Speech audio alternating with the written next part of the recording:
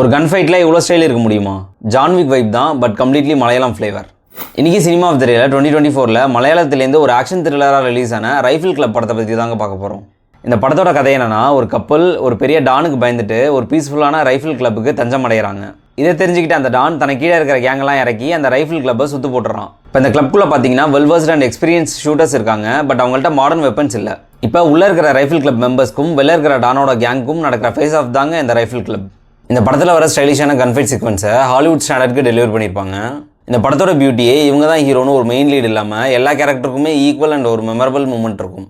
கதைக்குள்ளே போகிறதுக்காக first of ஃபுல்லாக எடுத்திருந்தாலும் அந்த மூமெண்ட் ஃபயர் ஆன அப்புறம் ஃபாஸ்ட் பேஸ்டு ஸ்க்ரீன் பிளேனால செகண்ட் ஆஃப் ஃபுல்லாக நம்மளை சீட்டேஜோட கட்டி போட்டுருவாங்க.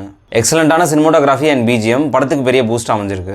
சீரியஸ் மூமெண்ட்ஸ்க்குலாம் டார்க் காமெடி வச்சு அதை பர்ஃபெக்ட் பேலன்ஸ்டாகவே கொண்டு போயிருப்பாங்க. ஒரு ரைஃபிள் கிளப்பை மெயின் செட்டிங்காக வச்சு அதில் ஆக்ஷன் த்ரில்லர் பில்ட் பண்ணது தாங்க இந்த படத்தோட யூனிக்கான experience. Intense action sequence plus ஸ்டைலிஷான கன் பேட்டலுக்காகவே இந்த படத்தை கண்டிப்பாக ட்ரை பண்ணி பாருங்க. இந்த படமானது தமிழ் டப்பிங்கோட நெட்ஃப்ளிக்ஸில் அவைலபிளாக இருக்குது. டெய்லி மூவி ரெக்கமெண்டேஷனுக்கு நம்ம சேனல் மறக்காம ஃபாலோ பண்ணிட்டு இந்த மாதிரி மூவிஸ் வேணுன்றதை கமெண்ட்ஸில் சொல்லுங்கள்.